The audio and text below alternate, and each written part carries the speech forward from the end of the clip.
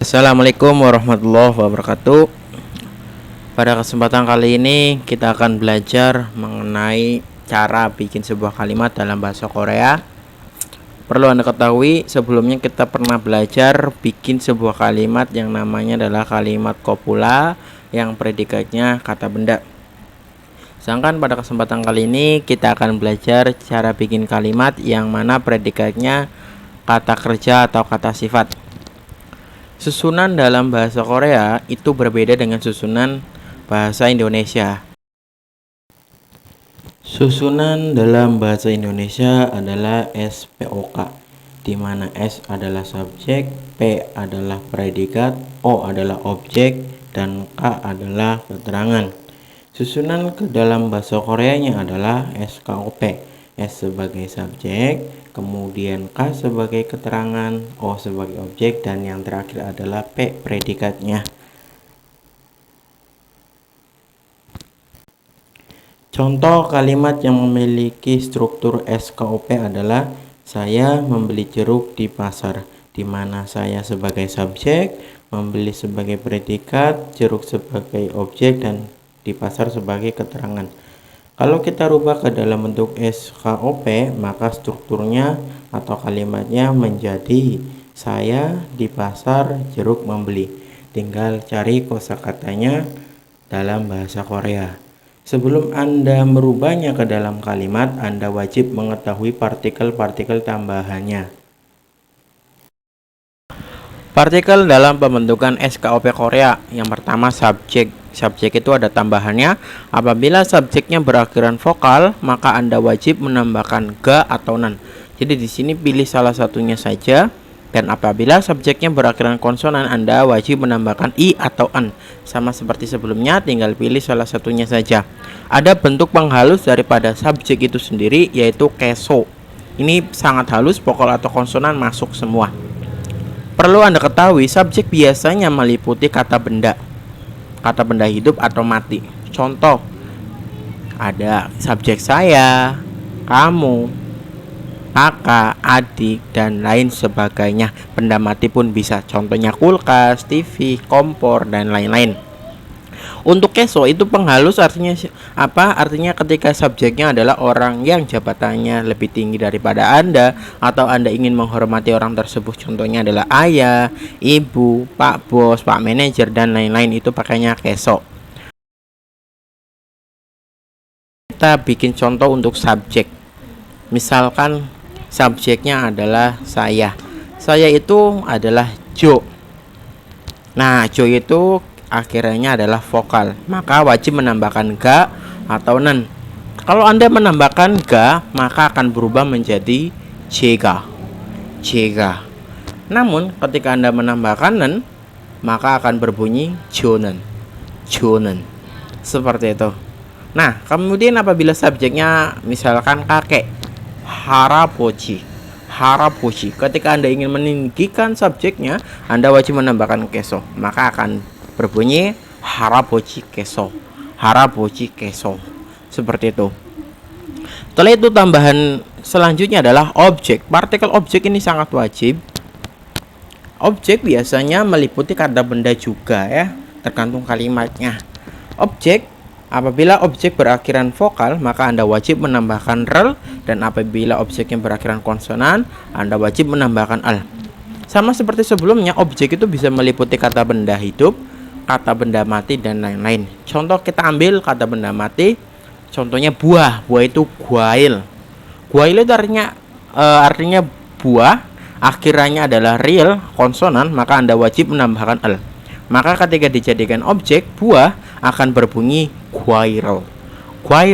Seperti itu. Selanjutnya adalah predikat. Predikat di sini harus kata kerja atau kata sifat. Kenapa saya bilang begitu? Karena kalau kata benda itu masuknya adalah ke kalimat kofula. Nah, di sini Anda cari semua kosakata kerja atau kata sifat. Kalau Anda dicari di kamus, kalau Anda teliti, semua kata kerja atau kata sifat berakhiran da semua. Ya, ingat, da semua. Kita ambil contoh dari kata predikat, membeli itu sada, akhirannya da. Nah, ketika dijadikan predikat, langkah pertama danya wajib dihilangkan terlebih dahulu. Kemudian tambahan predikatnya apa? Apabila predikatnya berakhiran vokal, maka tambahkan biep nida. Biep nida. Apabila predikatnya berakhiran konsonan, Anda wajib menambahkan sem nida. Sem nida. Nah, kita ambil contoh tadi kata membeli, danya wajib dihilangkan, maka akan berbunyi sa saja. Nah, akhirannya adalah vokal a, maka wajib menambahkan biep nida. Biepnya taruh di bawah sa, nidanya taruh di samping, maka akan berbunyi sam nida. Sam nida. Nah, kita ambil contoh lagi, kata menjual. Kalau Anda cari di kamus akan menemukan kata palda. Palda. Seperti contoh sebelumnya, danya wajib dihilangkan terlebih dahulu, maka akan berbunyi pal. Nah, setelah itu apakah langsung tambahkan tambahan predikatnya? Itu salah. Ketika kata kerja atau kata sifat setelah da dihilangkan, kemudian berakhiran real, maka real pun wajib dihilangkan dulu. Kita hilangkan, maka akan berbunyi pa. Nah, setelah itu tambahkan akhiran predikatnya. Pa itu akhirannya adalah vokal, maka wajib menambahkan biep nida, biepnya di bawah, nidanya samping, maka akan berbunyi pam nida. Pam nida. Seperti itu. Kita bikin contoh kalimat. Pak Budi makan kimchi di rumah. Langkah pertama Anda cari struktur-struktur dari kata Pak Budi makan kimchi dan di rumah. Pak Budi itu sebagai subjeknya, itu pelakunya. Kemudian makan itu sebagai makan, itu kata kerja, maka maksudnya adalah predikat. Kimchi itu adalah makanan yang dimakannya, berarti objek. Di rumah berarti adalah keterangan tempatnya. Jadi tersusunlah SPOK. Kemudian bagaimana, apakah cara langsung cari kosakatanya? Salah. Yang pertama Anda cari dulu SKOP-nya, atau SPOK dirubah menjadi SKOP.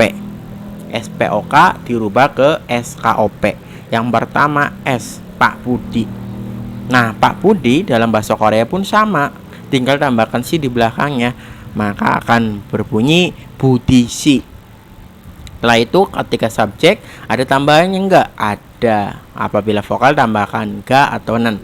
Di sini sebagai pelaku kita pakainya ga saja, jadi akan berbunyi budisika. Budisika. Subjek sudah. Setelah itu adalah keterangan. Di rumah. Kalau Anda cari di kamus, itu akan menemukan kata jib. Kemudian di itu adalah eso, taruh di belakang jib, maka akan berbunyi jibeso. Setelah itu objeknya kimchi, itu dalam bahasa Korea itu sama kimchi lagi.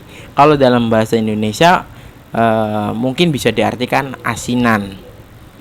Kimchi bahasa Koreanya adalah kimchi lagi, akhirannya adalah vokal, maka tambahkan rel, maka akan berbunyi kimchirel. Kimchirel.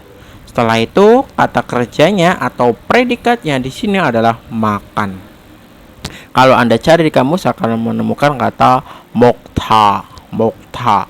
Langkah pertama danya dihilangkan terlebih dahulu, maka akan berbunyi mok. Setelah itu apabila ada real pun hilang, ternyata di sini nggak ada, maka tambahkan akhiran predikatnya, akhiran konsonan, maka Anda wajib menambahkan semnida, maka akan berbunyi moksemnida.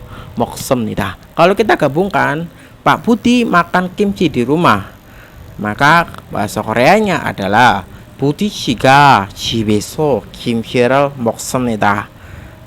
Budi 씨가 집에서 김치를 먹습니다.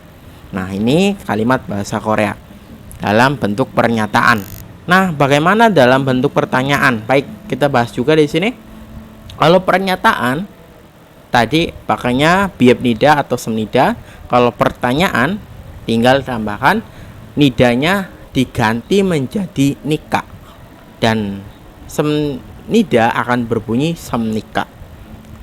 Saya ulang lagi, apabila bentuknya pertanyaan maka akan berbunyi biep nika dan semnika. sama seperti aturan yang pernyataan.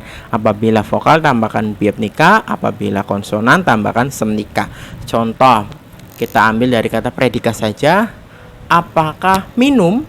Kalau Anda cari di kamus akan menemukan kata masida. Pertama danya dihilangkan, maka akhirannya adalah i, vokal, maka tambahkannya biopnika.